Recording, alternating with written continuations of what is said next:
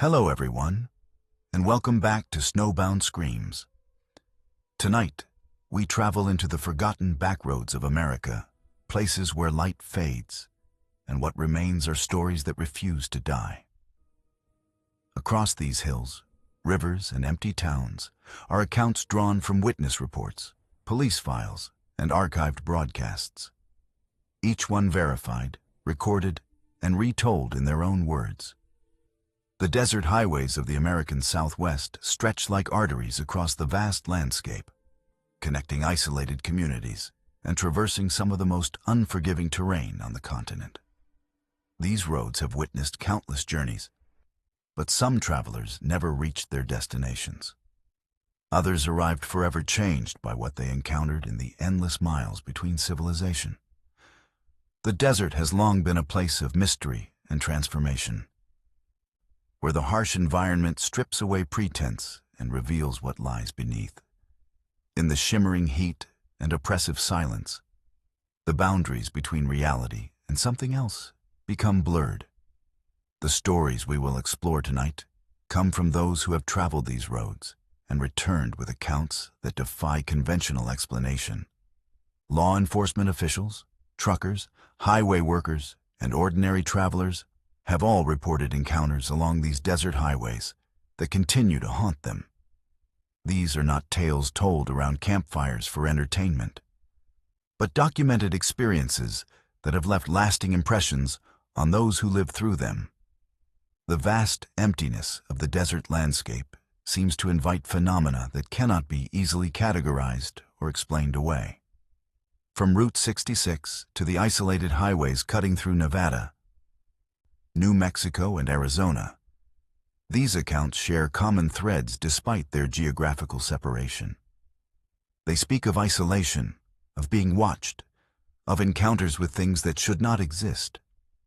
Most disturbingly, they suggest that the desert itself may be something more than just barren land, that it might be a threshold to places we cannot comprehend. What follows are 7 verified accounts from those who have experienced the desert's darker side. Each story has been cross-referenced with official reports, witness testimony, and documented evidence.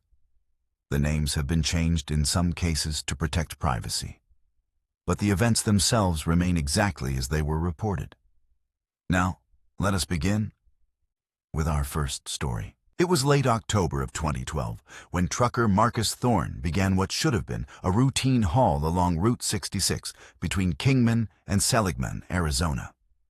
The 52-year-old long-haul driver had covered this particular stretch of desert highway more times than he could count over his 20-year career.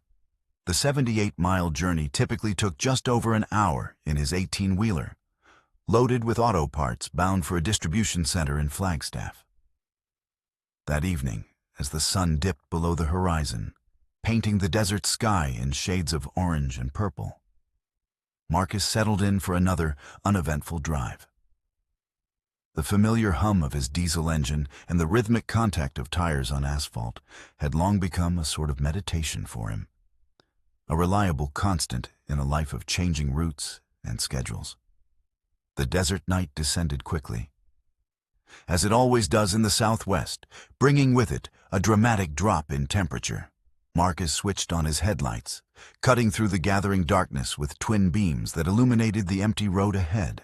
Traffic had thinned to almost nothing, as expected for a Tuesday evening on this less-traveled portion of the historic highway. He reached for his thermos of coffee, the warmth of the container a small comfort against the growing chill. The radio was tuned to his usual station, a classic country broadcast out of Flagstaff that faded in and out with the terrain. The music crackled as he passed through a particularly desolate stretch known as the Aubrey Valley, a 30-mile expanse with no services and minimal population. It was here, surrounded by nothing but desert vegetation and distant mesas, that something began to change. The music on his radio suddenly cut out, replaced by static. Marcus frowned, reaching to adjust the dial, but found that all stations were consumed by the same crackling white noise. He tried the CB radio, hoping to connect with other truckers on the road, but it too was dead. save for the same persistent static. This was unusual.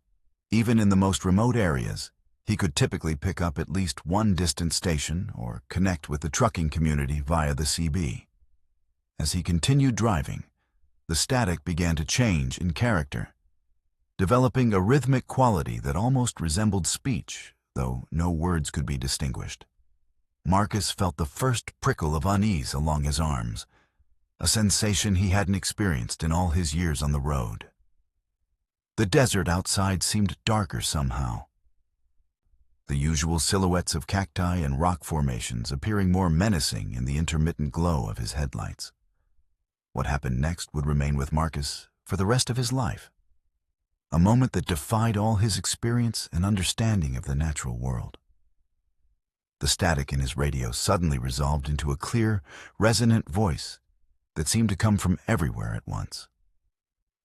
"Turn back," it said, the words devoid of emotion, yet carrying an authority that sent a chill down Marcus's spine. "There is nothing ahead for you." His foot instinctively eased off the accelerator as his eyes scanned the darkness beyond his headlights. The voice continued, now speaking in what sounded like a series of coordinates and technical specifications that meant nothing to him. The temperature inside the cab dropped dramatically, his breath visible in the sudden cold. Marcus gripped the steering wheel, his knuckles white as the voice in his radio began to describe details of his life. His childhood in Tennessee, his daughter's recent graduation, the specific medical condition that had kept his wife hospitalized last winter. These were not things that could be found in his trucking paperwork or known to random strangers. The 18-wheeler began to slow, despite Marcus's pressure on the accelerator. The engine's familiar hum had changed to a low, guttural vibration that seemed to resonate through the entire vehicle. Through the windshield, Marcus saw something that made his heart stop. A figure standing in the middle of the highway, impossibly tall and thin, with proportions that were not quite human. It was illuminated by a pale glow that seemed to emanate from the figure itself rather than from his headlights. As he neared, the figure raised an arm, not in a threatening gesture, but as if signaling. The radio voice spoke again. "The road ahead is closed. Turn back now." Marcus found himself obeying, swinging the massive truck into a careful U-turn that should have been impossible on the narrow highway.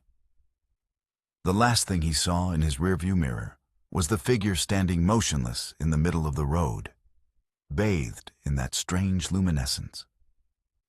The drive back to Kingman passed in a blur. The radio remained silent, and the temperature in the cab gradually returned to normal.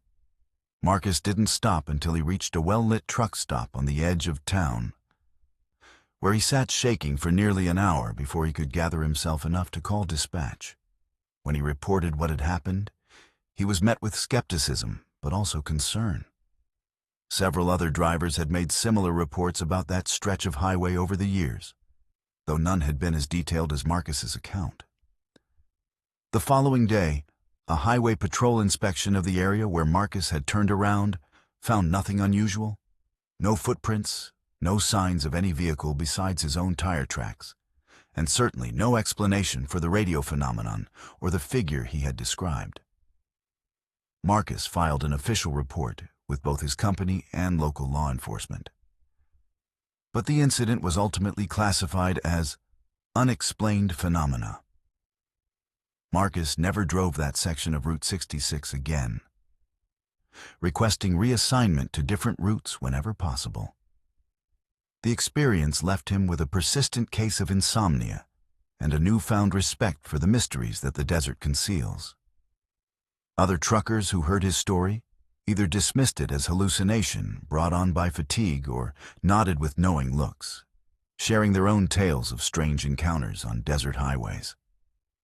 The company dispatcher who took Marcus's call that night later told him that 3 other drivers had reported similar radio anomalies in that area over the past decade, though none had encountered the figure or experienced the personal details that Marcus had heard.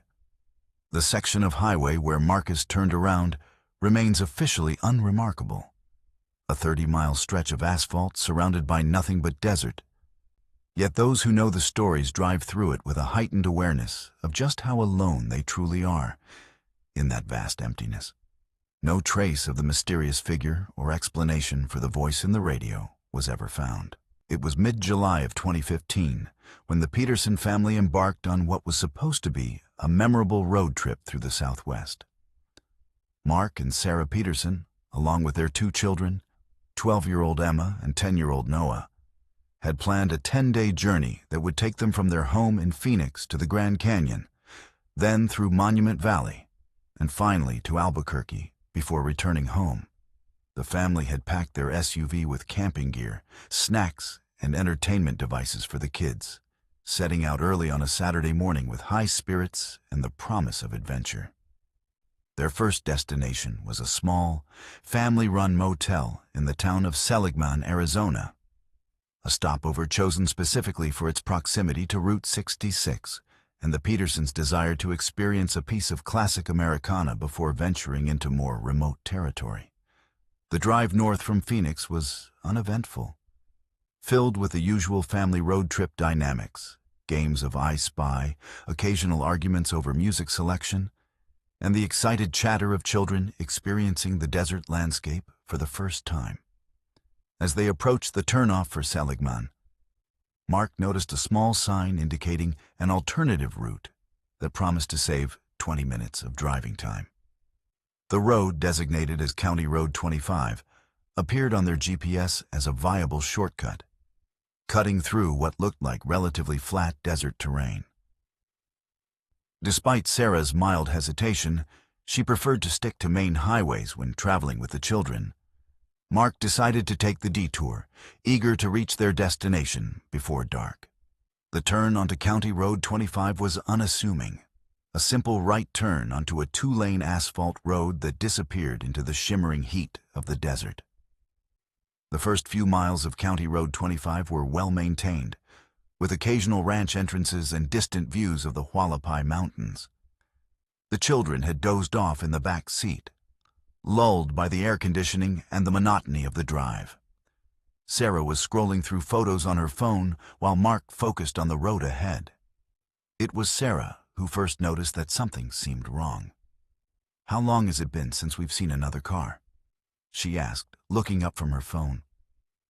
Mark glanced at the clock. Nearly 40 minutes had passed since they'd turned off the main highway. In that time, they hadn't encountered a single vehicle, nor had they seen any signs of civilization beyond a few dilapidated fence posts. The road had gradually deteriorated, with cracks and potholes becoming increasingly common.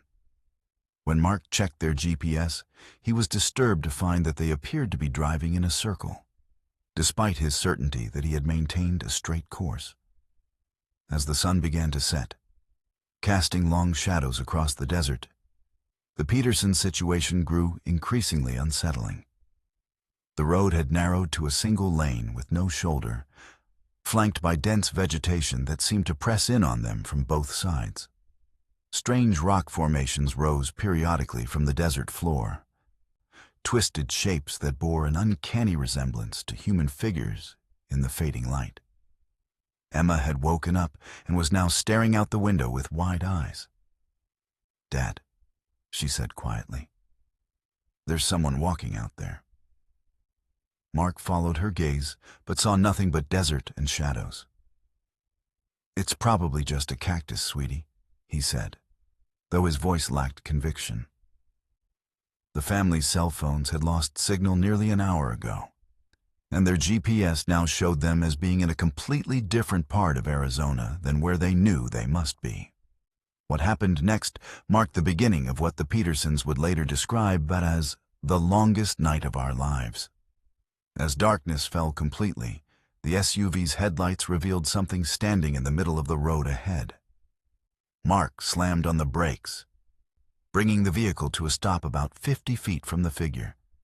It appeared to be a woman in a long dress, her back to them, standing perfectly still. When Mark honked the horn, The figure began to turn, slowly, unnaturally slowly, in a movement that seemed to violate normal human motion. Sarah screamed, grabbing the children and pulling them down in their seats. "Drive, Mark, just drive," she yelled. Mark didn't need to be told twice. He threw the SUV into reverse, backing up quickly before turning around in a three-point maneuver that scraped the vehicle's undercarriage on the rough road surface. As they sped away, Sarah looked back to see the figure still standing in the road, now facing their direction. Though in the darkness, she couldn't make out any features. The next hours were a blur of panicked driving, wrong turns, and mounting terror. Every time they thought they were heading back toward civilization, the road seemed to double back on itself, leading them deeper into the desert. At one point, they passed what looked like an abandoned gas station, its pumps and building covered in dust that seemed decades old. When Mark pulled over to check if there might be a working phone, he found the building's door hanging open, revealing shelves stocked with products and packaging that appeared to be from the 1970s. A quick exploration revealed no signs of life, no electricity, and no phone. Just an eerie silence, broken only by the wind whistling through broken windows. As they returned to their vehicle, they noticed fresh footprints in the dust, leading away from the gas station and into the desert, though they had seen no one else. The family's ordeal continued through the night, with the SUV's fuel gauge dropping toward empty as they drove endlessly through what seemed to be an ever-repeating landscape of desert vegetation and rock formations. At approximately 3:17 a.m., according to the car's clock, they saw headlights approaching from the distance. Mark flashed his high beams repeatedly, relief washing over him at the prospect of help. But as the other vehicle drew closer, they realized something was terribly wrong. The approaching truck seemed to be floating several feet above the road, its headlights arranged in an unusual pattern that didn't match any vehicle they recognized. The truck passed them without slowing, and as it went by, the Petersons could see that it made no sound, despite its apparent speed and size. In the brief illumination, they also noticed that the road surface ahead seemed to end abruptly, as if dropping off into nothingness. Morning found the Petersons on a dirt road they didn't recognize, the SUV nearly out of fuel, and the family exhausted and terrified. The rising sun revealed that they were in a valley surrounded by high cliffs, with no apparent way out except the road they had been traveling. It was Emma who first noticed the smoke curling up from behind a rocky outcropping. "Look," she said, pointing with a trembling finger. Mark drove cautiously toward the smoke, finding a small camp with two men who appeared to be ranchers. The men were initially surprised to see the family, explaining that they were nearly 30 miles from the nearest paved road and in an area rarely visited by outsiders. When Mark explained what had happened, one of the ranchers nodded slowly and asked, "Did you take County Road 25 off Route 66? At Mark's affirmative response, the man simply said, "That road's been closed for 15 years, ever since that family disappeared out there. The signs keep getting taken down." The ranchers led the Petersons to a dirt track that eventually connected with a main highway, from which they were able to reach a town where they contacted authorities. The Coconino County Sheriff's Office took their statement, but seemed unsurprised by their story, noting that they received similar reports every few years about that area. The Petersons learned that County Road 25 had officially been decommissioned in 2000 after multiple incidents of travelers becoming lost and disoriented, including one family who had vanished in 1998 and were never found. When deputies later investigated the location where the Petersons had turned around, they found no evidence of the figure Sarah had seen or the mysterious truck, though they did confirm that the abandoned gas station existed exactly as described, seemingly frozen in time. The Petersons completed their vacation, but avoided all remote roads, returning home with a story that would haunt their family for years to come. The official incident report remains on file with the Coconino County Sheriff's Office, classified under unexplained phenomena, with a note that the area continues to be a source of unusual reports despite being officially closed to traffic. No explanation for what the Petersons experienced that night was ever found. It was early November of 2018 when Arizona Highway Patrol Officer David Rodriguez began what should have been a routine night shift. The 34-year-old officer had been with the Arizona Department of Public Safety for 8 years, working primarily out of the Kingman station that covered a vast stretch of northwestern Arizona, including long, desolate sections of I-40, US 93, and numerous state routes that crisscrossed the high desert. That evening, as the sun set behind the rugged Hualapai Mountains, Rodriguez attended his shift briefing, received his patrol vehicle, a 2017 Ford Police Interceptor SUV, and began his familiar route along I-40 toward the California border. The weather was unseasonably cold, with temperatures already dropping into the low 40s as darkness fell, and a light wind carried the promise of winter across the desert floor. The first 3 hours of Rodriguez's shift passed uneventfully, consisting of routine traffic stops, assistance to a motorist with a flat tire, and a high-speed pursuit that ended when the suspect's vehicle ran out of gas near the Yucca exit. As midnight approached, dispatch sent him to investigate a report of a disabled vehicle on the south shoulder of I-40, approximately 20 miles east of the town of Seligman. The caller had reported seeing a car with its hazard lights flashing, though they hadn't stopped to check on the occupants due to the isolated location and late hour. Rodriguez acknowledged the call, noting in his log that he was familiar with that particular stretch of highway, a desolate area with no services for miles in either direction, flanked by the Prescott National Forest to the south and open desert to the north.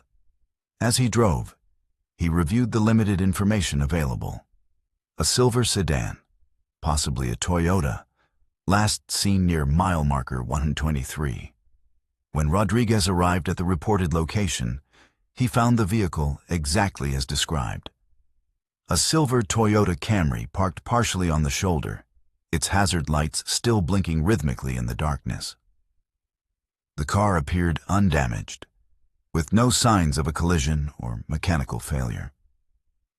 As Rodriguez approached with his flashlight, he noted that the driver's side door was slightly ajar, though the engine was off and the vehicle empty. A quick search of the immediate area revealed no sign of the driver or any passengers. Rodriguez ran the license plate through his system, discovering that the car was registered to a Jennifer Walsh of Phoenix, with no outstanding warrants or alerts associated with the vehicle.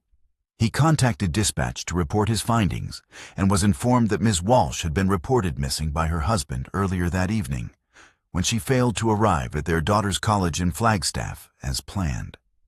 Rodriguez began a more thorough investigation of the scene, documenting everything with his body camera and taking photographs for the official report.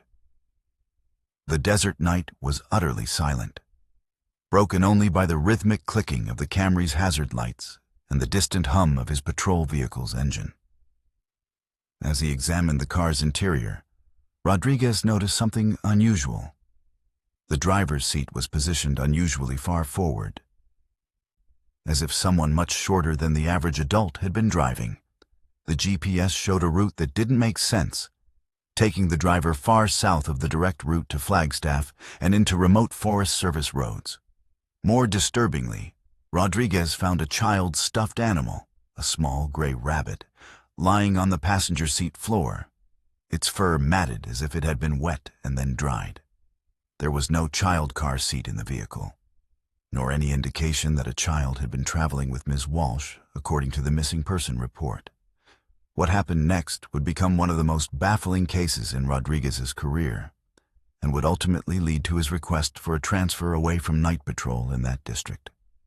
As he was completing his documentation, Rodriguez heard a sound that made him freeze, a soft tapping coming from inside the trunk of the Camry.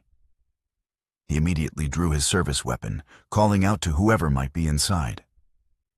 When there was no response, only another series of soft, rhythmic taps.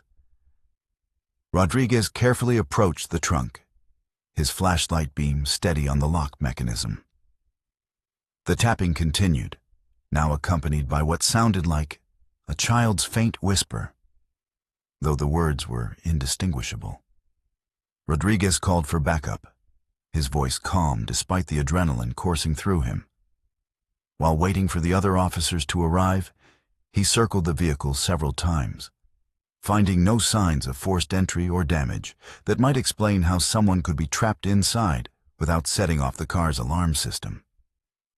When 2 additional patrol units arrived approximately 20 minutes later, Rodriguez and his colleagues decided to open the trunk, preparing for various scenarios, including a possible abduction or a child in distress.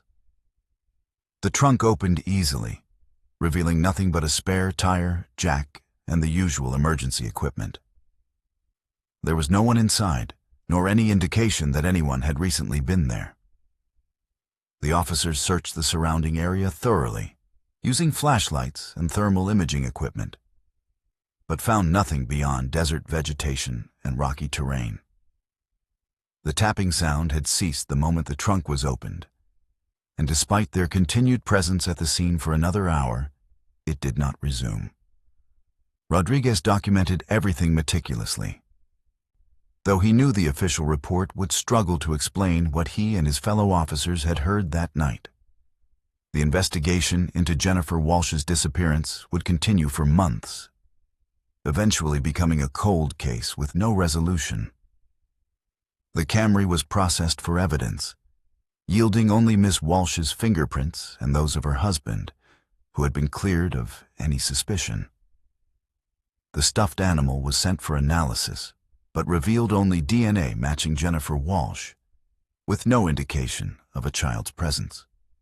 Multiple search parties combed the area where the car was abandoned, including cadaver dogs and helicopter teams, but found no trace of Miss Walsh or any evidence of foul play. The most perplexing element remained the sounds Rodriguez and his colleagues had heard from the trunk, a phenomenon that none could explain and that would haunt the officers involved.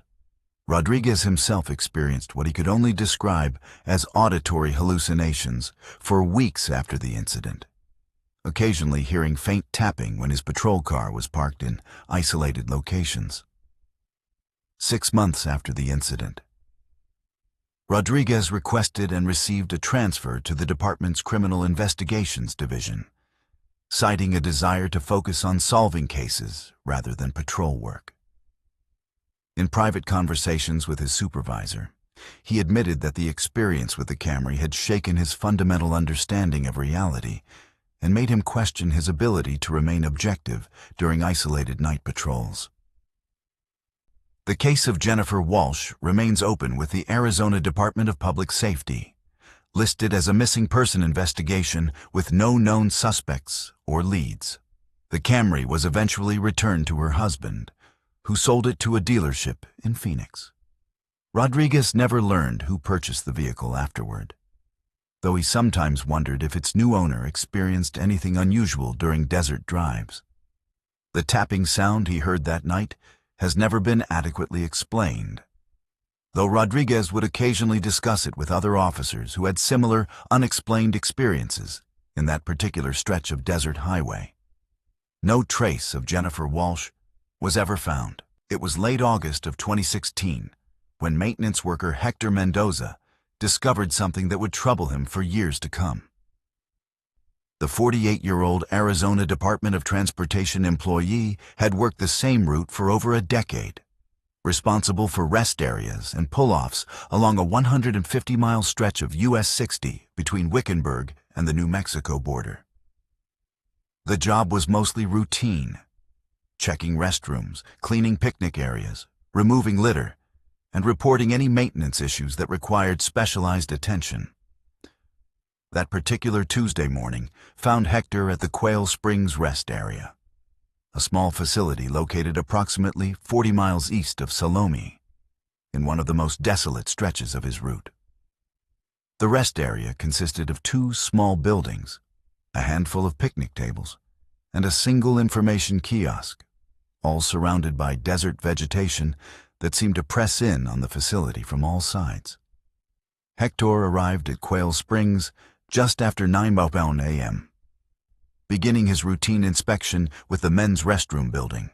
Everything appeared normal until he entered the larger of the 2 structures, a combination visitor center and restroom facility that had been constructed in the early 1990s. As he cleaned, Hector noticed that one of the trash receptacles contained something unusual: a small digital voice recorder, similar to those used by journalists or students.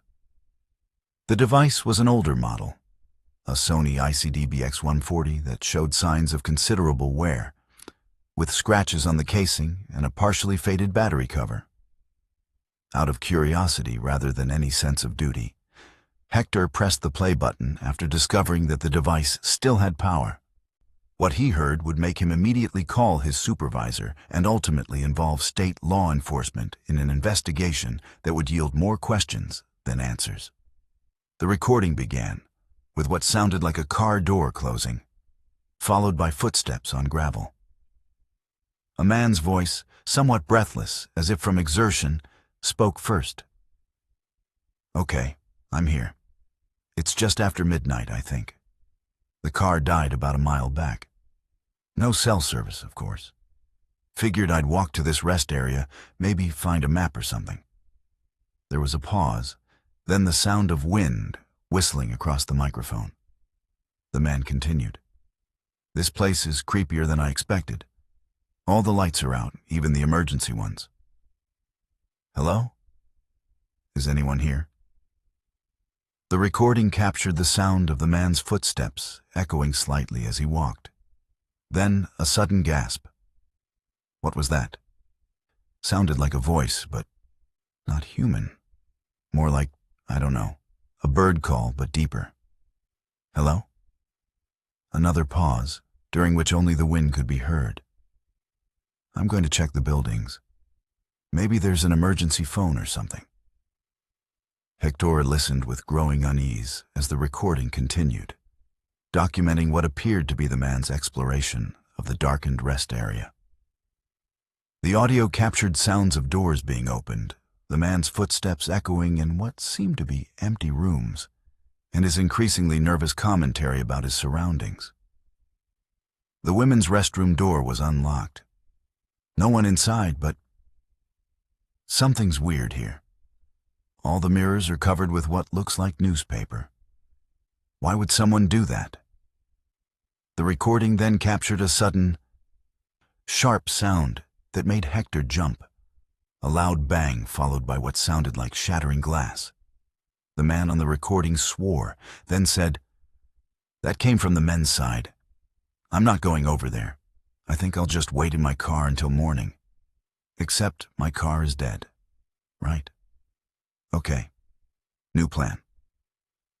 The sound of the man's breathing grew heavier, more rapid, as if he were becoming increasingly anxious. What followed on the recording was what prompted Hector to call his supervisor and ultimately preserve the device as evidence. After several minutes of relative silence, broken only by wind and the man's occasional nervous muttering, a new sound emerged. What appeared to be a child's laughter, though it had an odd quality to it, as if it were being played at the wrong speed. The man on the recording reacted with alarm. "Who's there?" "I can hear you laughing. This isn't funny. Are you kids out here causing trouble?" The laughter continued, now joined by what sounded like footsteps running in the distance, though the acoustics made it difficult to determine direction. The man's voice grew more desperate. "Look, I don't want any trouble. I'm just stranded here. My car broke down. If you could give me a ride to the next town, I'd really appreciate it. Please?" The only response was more laughter, now seeming to come from multiple directions at once. The recording took an even more unsettling turn in its final minutes. The man on the recording began to cry softly, his breathing ragged with fear. "Please leave me alone," he whispered. "Whatever you are, just leave me alone." A new voice then spoke, not the child's laughter, but something deeper, resonant, and seemingly genderless. It said only 3 words. "You shouldn't have come." This was followed by what sounded like a struggle. Grunts, the sound of something being knocked over, and finally a scream that cut off abruptly.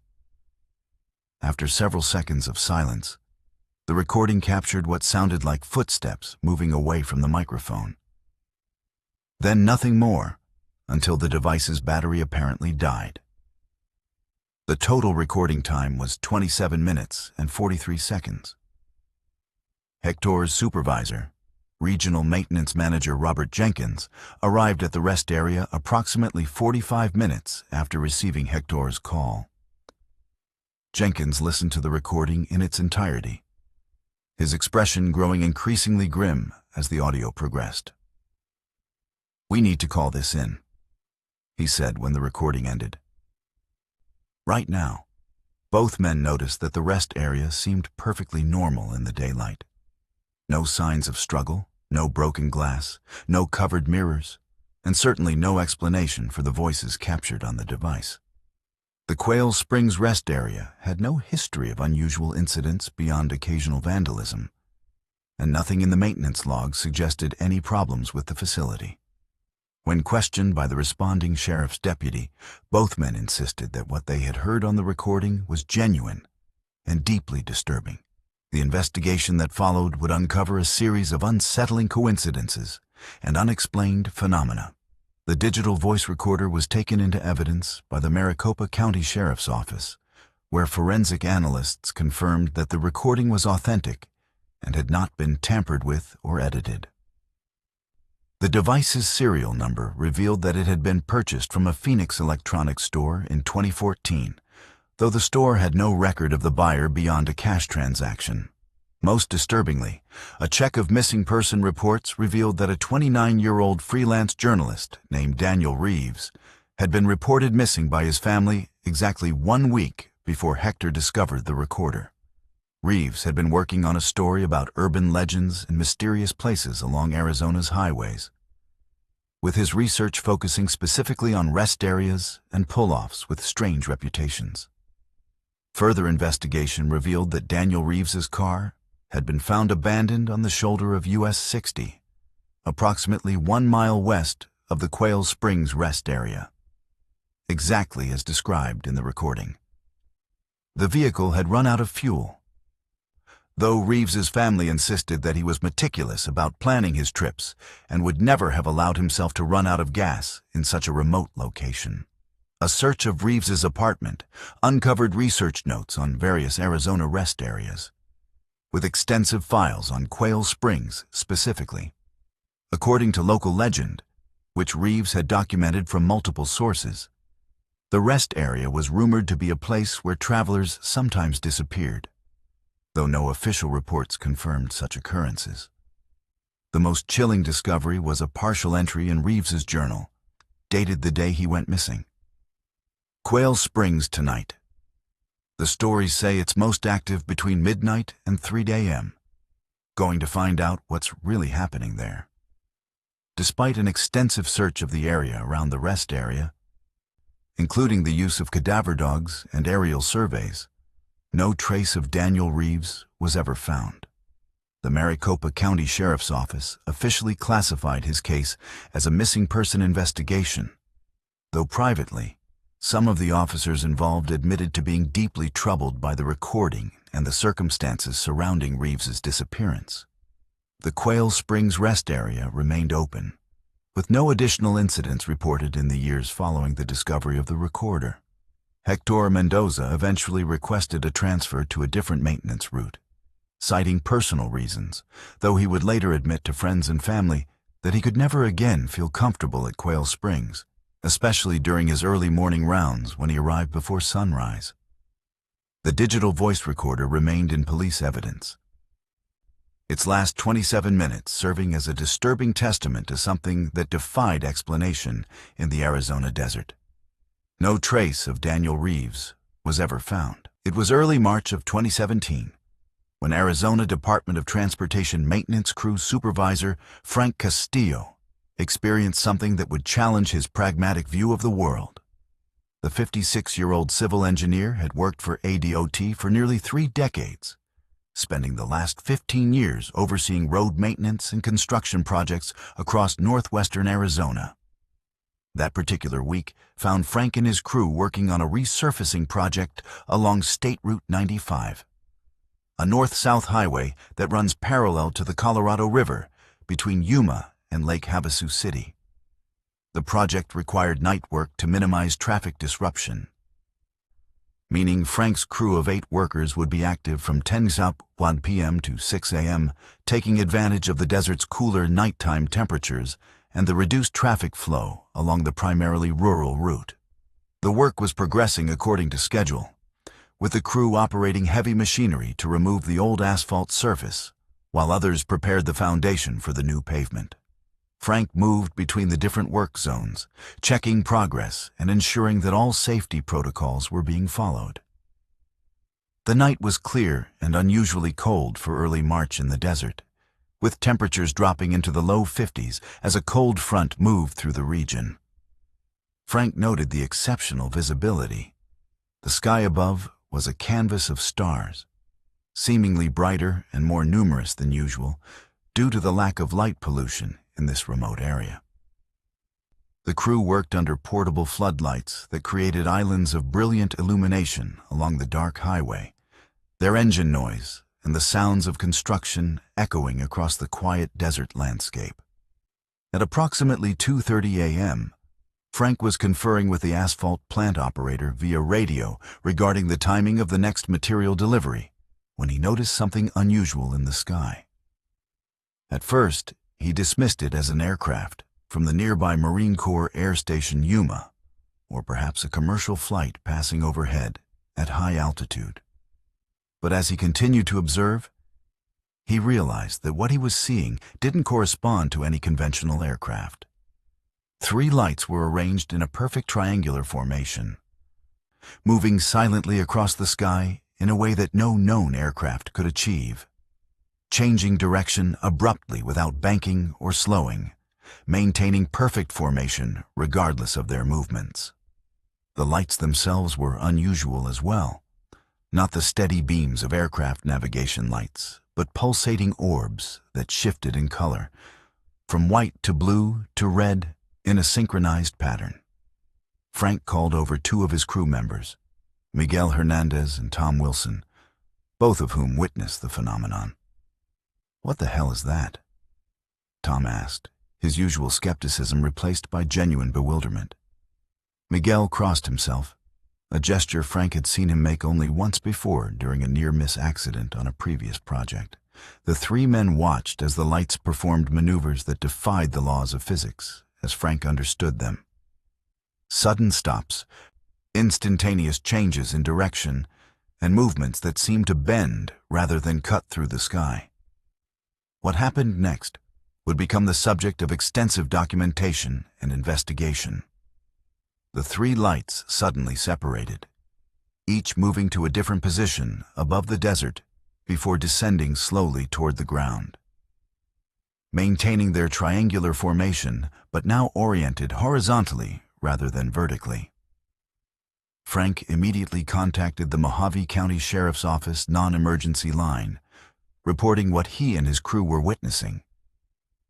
The dispatcher who took his call, Lisa Peterson, later testified that she initially thought Frank might be intoxicated or mistaken until she received 3 additional calls within the next 10 minutes, reporting similar phenomena from different locations along Route 95.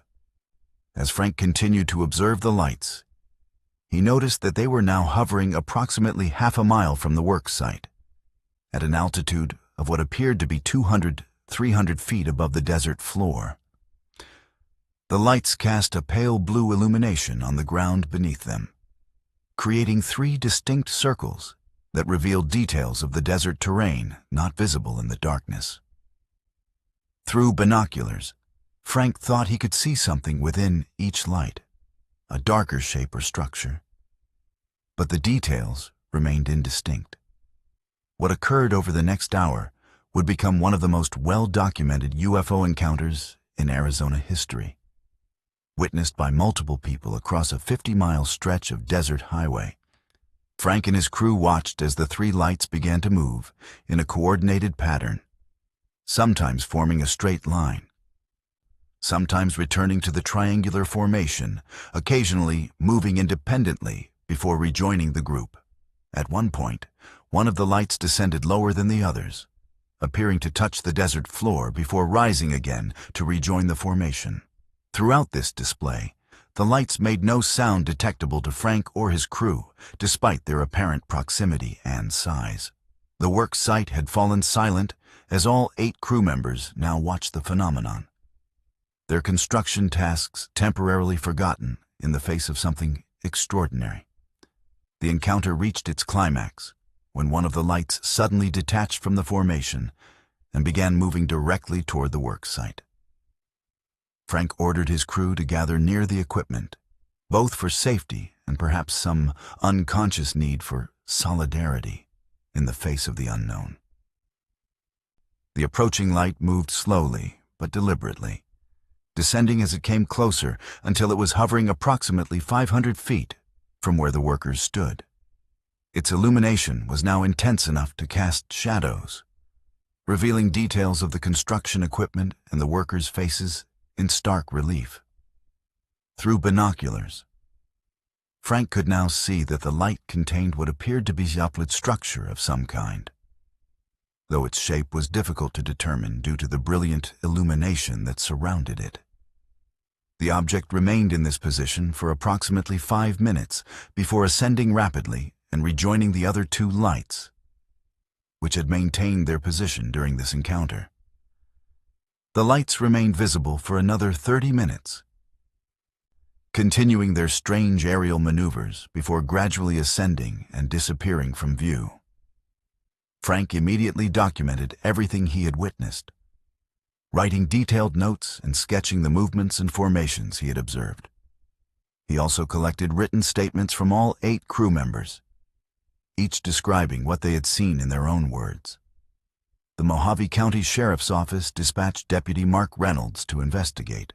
Arriving at the work site at approximately 4:30 a.m., Reynolds interviewed all witnesses and examined the site, though he found no physical evidence of the encounter beyond the disturbed earth and construction materials that were part of the road project. The deputy's official report noted the consistency between witness statements and the credibility of the observers, all of whom had spotless records and no apparent motive for fabricating such an account. The following days brought additional reports from other witnesses who had observed the lights from different locations along Route 95, including a truck driver, a highway patrol officer, and residents of several small communities in the area. The Federal Aviation Administration conducted an investigation, but could not identify any conventional aircraft that matched the descriptions or flight characteristics reported by witnesses.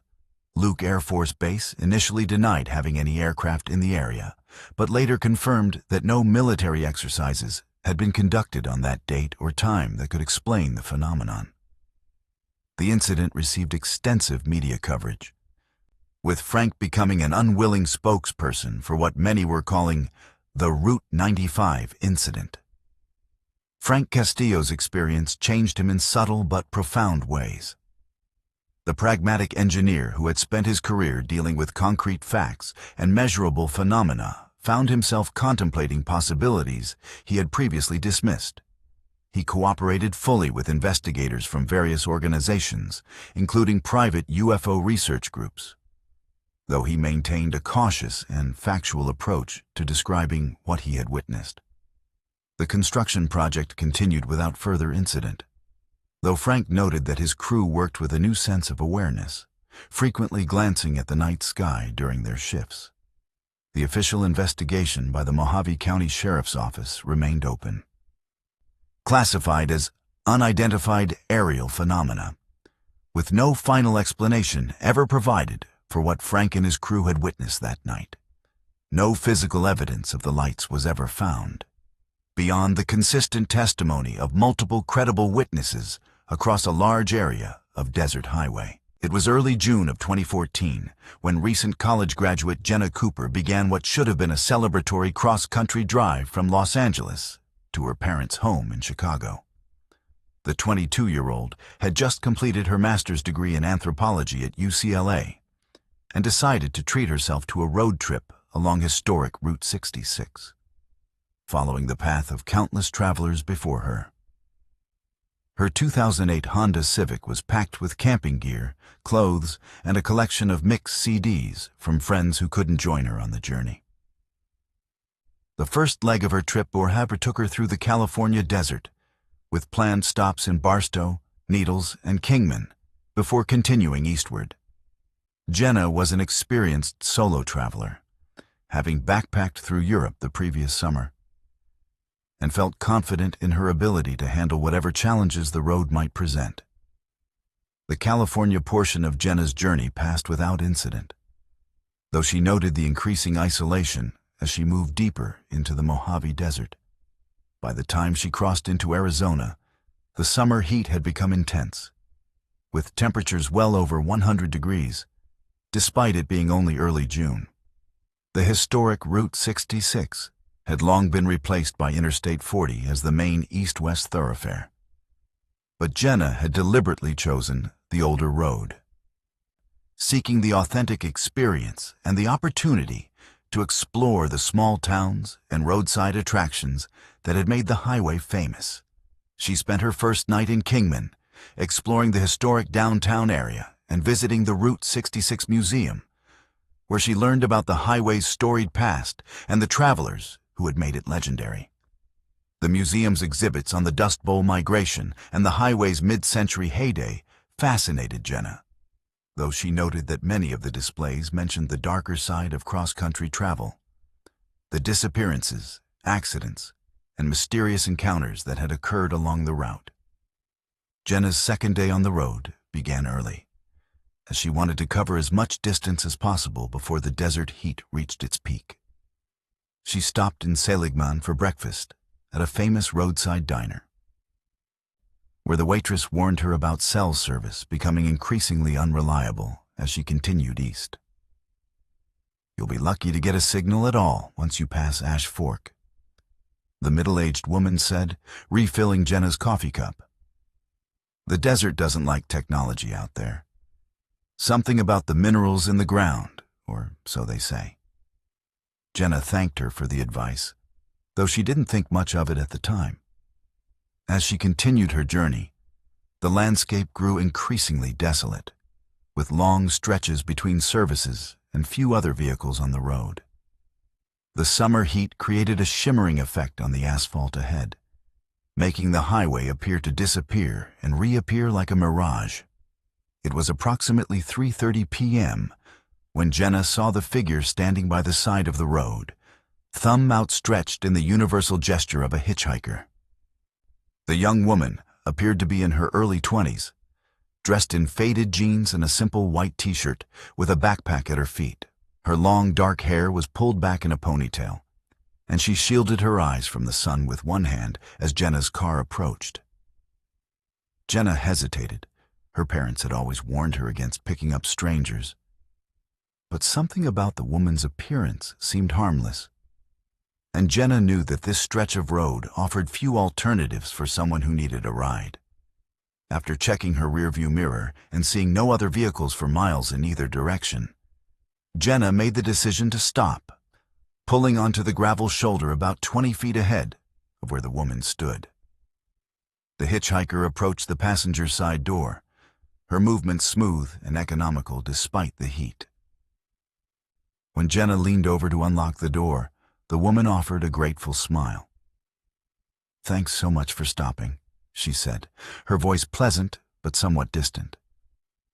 "I've been out here for a while." As the woman settled into the passenger seat, Jenna noticed several unusual things about her appearance.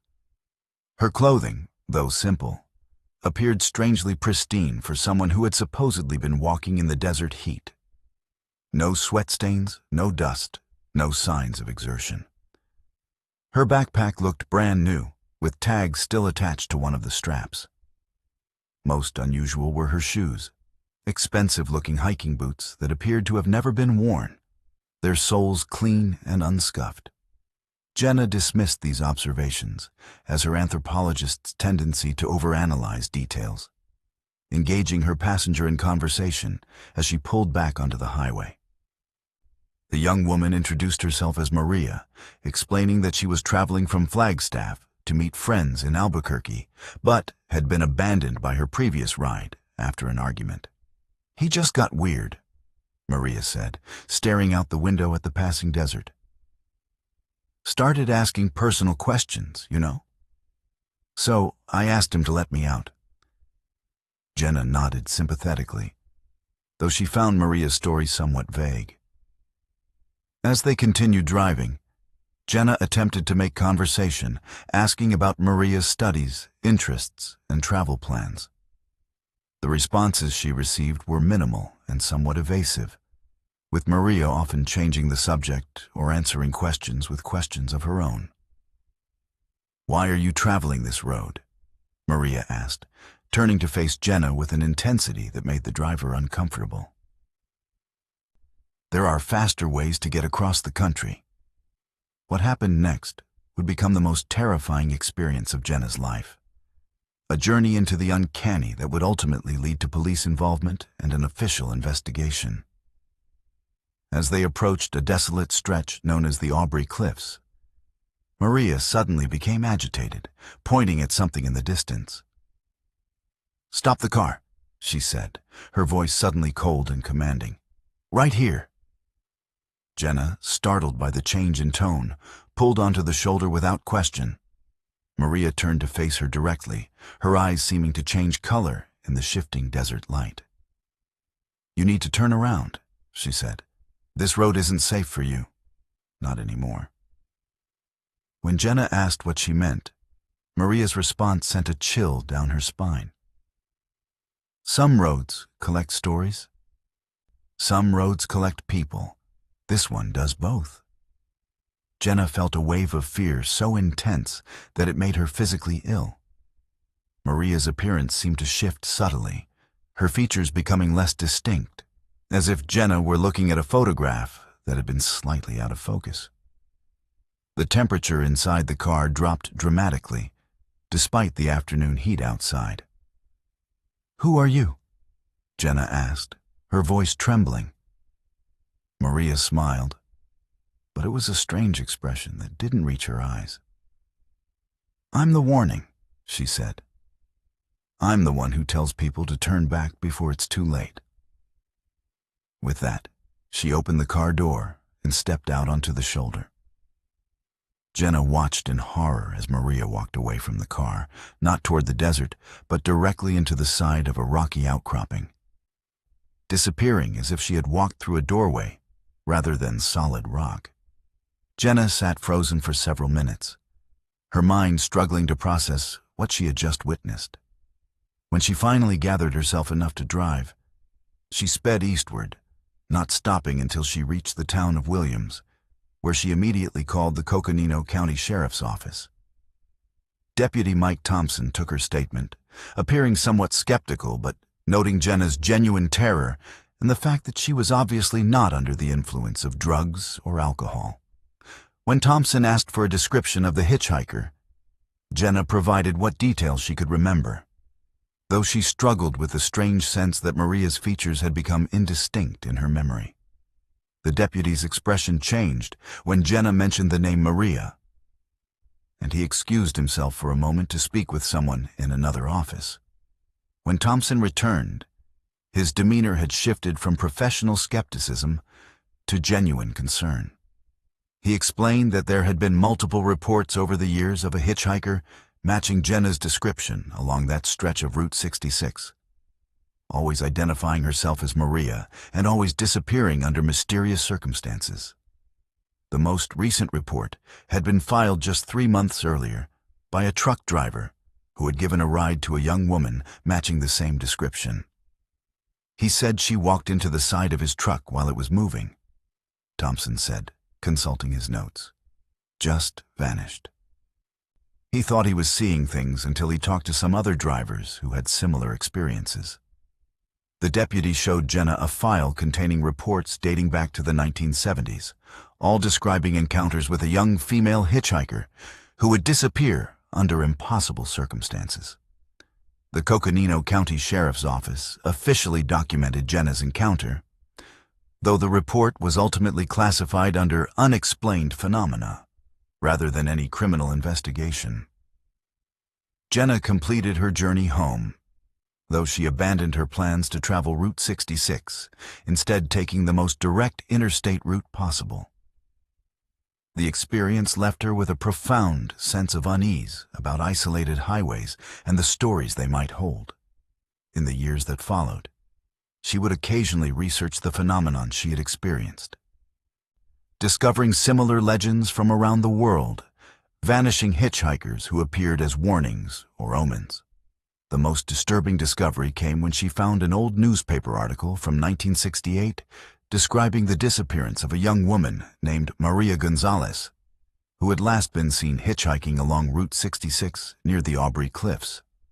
No trace of Maria Gonzalez was ever found, though some might say she continues to travel that desert highway, offering warnings to those who stop to give her a ride. It was late September of 2019 when meteorology graduate student Kyle Ramirez and two of his colleagues embarked on what should have been a routine data collection trip in the Arizona desert. The 26-year-old PD candidate at the University of Arizona was studying unusual weather phenomena in the Southwest, focusing specifically on dust devils and the microclimates that formed in the valleys between mountain ranges. Accompanying Kyle were fellow students Sarah Jenkins and Marcus Chen, both working on related research projects under the same faculty advisor. Their university expedition vehicle, a specially equipped 4x4 truck with weather monitoring equipment, cameras, and communication systems, had been prepared for a 3-day journey through the remote desert regions between Tucson and the California border. The team's objective was to collect data during the transitional weather period of late September, when summer heat began to give way to autumn's more variable conditions. The first day of their expedition passed productively, with the team establishing their base camp in a remote valley approximately 50 miles southwest of Phoenix. They deployed their equipment, took initial readings, and documented the environmental conditions as the sun set behind the surrounding mountains. The evening was spent organizing data and preparing for the next day's activities, with the 3 students discussing their research goals and expectations for the expedition. As they worked, Kyle noted an unusual atmospheric reading: lower barometric pressure and higher ionization levels than would typically be expected in this area during this season. "This might be interesting," he told his colleagues, pointing to the data on his laptop. "We could be in for some unusual weather patterns." None of them could have predicted just how unusual those patterns would become.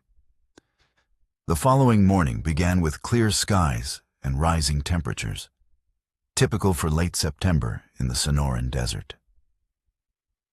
The team broke camp and proceeded to their next data collection site, a flat expanse of desert approximately 20 miles to the west.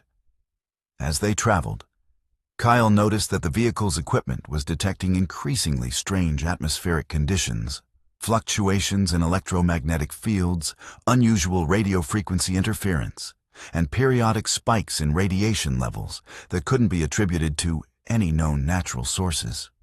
"This is really weird," Sarah commented, reviewing the data streaming to her tablet. "These readings don't match any of the models we've studied."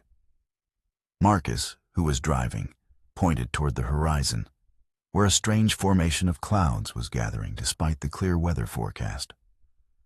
"I think we might be in for something more than just dust devils," he said, his voice tinged with the excitement that had drawn all 3 of them to meteorological field research. What happened next would become one of the most baffling cases in the University of Arizona's Atmospheric Sciences Department and would ultimately involve multiple law enforcement agencies.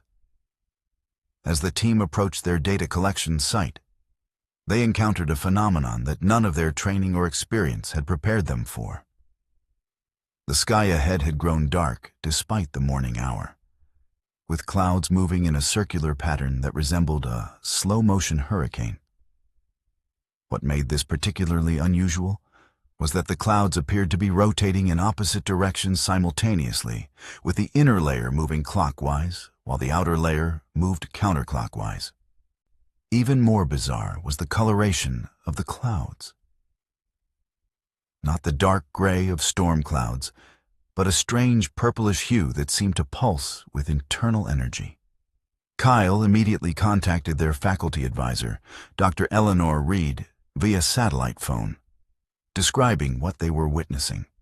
Reed, who had 30 years of experience in field meteorology, was initially skeptical until Kyle transmitted the visual data from their equipment.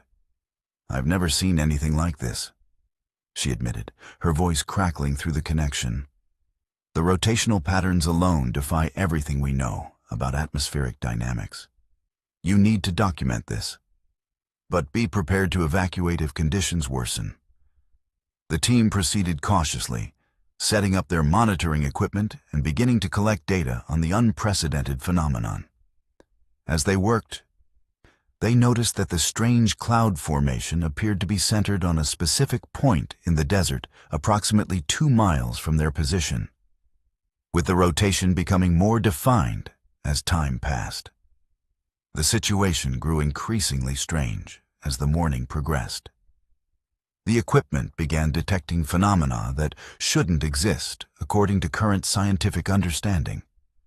Gravity fluctuations, temporal distortions in their measurement equipment, and energy readings that spiked and fell in patterns that seemed almost deliberate rather than random. "This is starting to feel less like weather and more like something else," Sarah said, her usual scientific detachment replaced by a sense of wonder mixed with apprehension.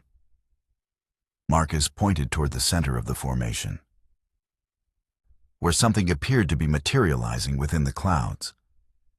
A structure or object that was difficult to define, but seemed to possess geometric regularity inconsistent with natural cloud formations. The team's cameras captured images of what appeared to be a crystalline structure rotating within the cloud center, though the images were strangely distorted, as if the very act of observation was affecting the phenomenon.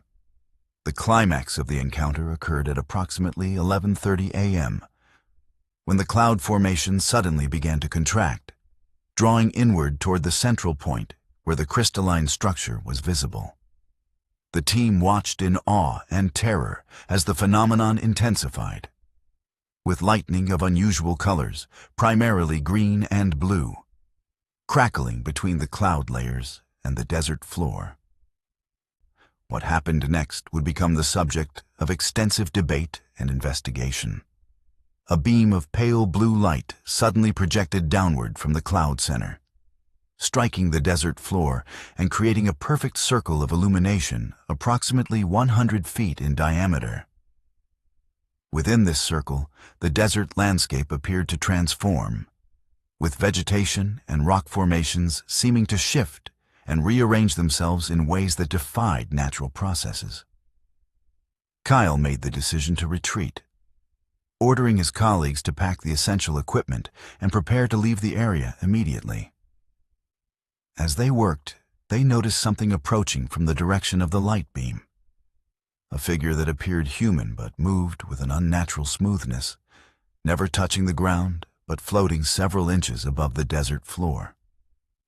The figure was tall and slender, dressed in what appeared to be a form-fitting suit that reflected the colors of the surrounding phenomenon. It moved toward them with a steady, deliberate pace, covering the 2-mile distance with impossible speed. "We need to go now," Kyle said, his voice tight with urgency as he threw equipment into the back of their vehicle. The team's retreat became frantic as the figure continued to approach, showing no signs of slowing despite the distance it had covered. The escape from the desert valley was chaotic and terrifying. As they drove away, the team could see the cloud formation beginning to dissipate. though the central structure and the beam of light remained visible. The figure that had approached them stopped at the edge of the illuminated circle, watching them depart with an posture that suggested observation rather than pursuit. The vehicle's equipment continued to record anomalous readings as they fled, with the electromagnetic fluctuations gradually diminishing as they put distance between themselves and the phenomenon. It wasn't until they were nearly 20 miles away that they felt safe enough to stop and assess what they had witnessed and documented. The three sat in silence for several minutes, the reality of what they had experienced slowly sinking in. The aftermath of the encounter would prove nearly as strange as the event itself. When the team returned to the university and presented their data to Dr. Reed and other faculty members, they were met with a mixture of excitement and skepticism. The visual evidence was compelling but difficult to analyze, as many of the images and recordings showed distortions that couldn't be explained by equipment malfunction. The scientific data was even more puzzling, with readings that suggested phenomena beyond current understanding of atmospheric physics and energy dynamics. What happened next surprised the team. Representatives from various government agencies arrived to examine their findings, some identifying themselves as meteorological researchers, while others were more vague about their affiliations and interests. The University of Arizona ultimately conducted an internal investigation of the incident, with Dr. Reed defending her students' credibility and the authenticity of their data. The official report, released 6 months later, documented the unusual atmospheric readings and visual evidence, but concluded that the phenomenon was a rare but naturally occurring meteorological event not previously documented in scientific literature. Privately, however, Dr. Reed and the students maintained that what they had witnessed went far beyond any natural weather pattern. The specific location where the event occurred was never publicly identified in the report, though the team had recorded precise GPS coordinates. When Kyle later attempted to revisit the site with additional equipment, he found that the area had been fenced off with posted signs indicating government property and warning against trespass. The official explanation was that the land had been acquired for a wildlife preservation project, though no such project appeared in any public records. No further explanation for what the team witnessed that September day was ever provided, though their experience would influence their research and perspectives for the rest of their careers. The desert kept its secrets, as it always has, leaving only questions and impossible data as evidence of what had occurred in that remote valley. The American landscape remains vast and unknowable, particularly in the desert regions where the horizon seems to extend indefinitely, and the silence between communities can stretch for miles. These 7 accounts, drawn from official reports and first-hand testimony, represent only a fraction of the strange encounters that have occurred along the desert highways of the Southwest. Each story shares common elements with the others: isolation, unusual phenomena, encounters that defy conventional explanation. Yet each remains unique in its specific details and the impact it had on those who experienced it. What connects these disparate events is not just geography, but the sense that the desert itself is something more than barren land, that it might be a threshold to places and possibilities we cannot yet comprehend. The desert has long been a place of transformation in human consciousness, a landscape that strips away pretense and reveals what lies beneath.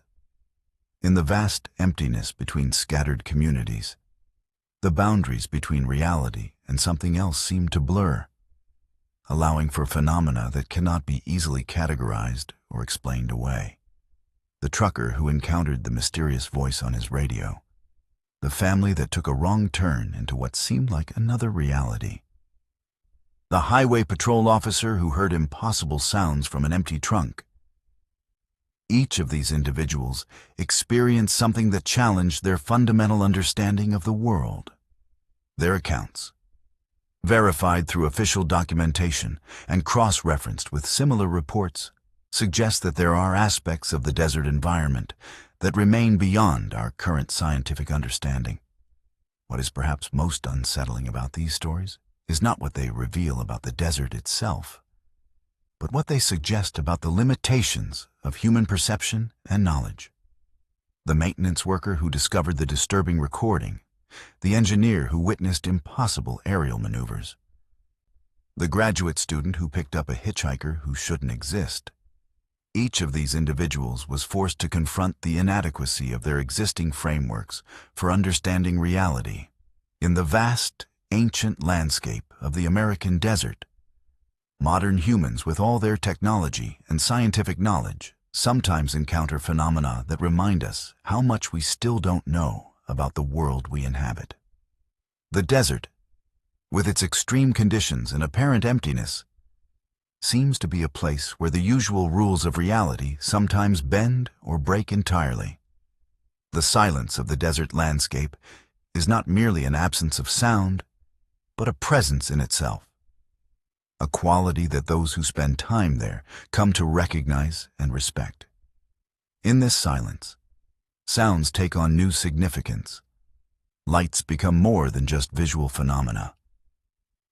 And the isolation that characterizes much of the desert highway experience creates conditions where unusual encounters become possible. The storm chasers who documented impossible weather patterns, the campers who experienced something beyond their scientific understanding. Each of these groups found that the desert environment could produce phenomena that defied explanation, even by trained observers with specialized equipment. The desert seems to operate according to principles that we have not yet discovered, revealing itself only occasionally and never completely to human observers. What these stories share, beyond their geographical setting, is the lasting impact they had on those who experienced them. None of the individuals whose accounts we've explored tonight came away unchanged by their encounters with the unexplained. The trucker who avoided certain routes, the family that never again took remote roads, the highway patrol officer who transferred to a different division. Each of these people made practical changes to their lives based on what they had experienced. Even the scientists and researchers whose training prepared them to approach unusual phenomena with skepticism and methodological rigor found that their desert encounters influenced their work and their worldviews in fundamental ways. The desert seems to leave its mark on those who witness its stranger aspects, imprinting them with knowledge or awareness that cannot be easily integrated into ordinary life. The American desert highways, with their endless miles of asphalt connecting isolated communities, continue to be the setting for unusual encounters and unexplained phenomena. Each year, new reports are filed, new testimonies recorded, new mysteries added to the growing collection of strange occurrences that characterize these remote regions. What connects these incidents across time and geography remains unclear. Whether they represent aspects of the natural environment not yet understood by science, encounters with phenomena from outside our conventional reality, or something else entirely. What is certain is that the desert will continue to be a place where the unexpected occurs, where the boundaries between known and unknown, natural and supernatural, reality and imagination become blurred in the shimmering heat and endless silence. If you or someone you know has a true story to share, leave it in the comments below.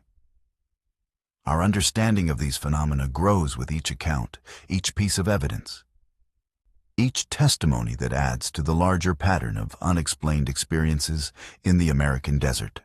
The stories we've explored tonight represent only a fraction of what has been witnessed and documented along these lonely highways, waiting for explanations that may never come or that may emerge from unexpected directions in the future. The desert keeps its secrets, as it has for millennia, but occasionally it reveals glimpses of mysteries that remind us how much we still have to learn about the world we inhabit. Thank you for watching Snowbound Screams. Until next time, stay safe out there.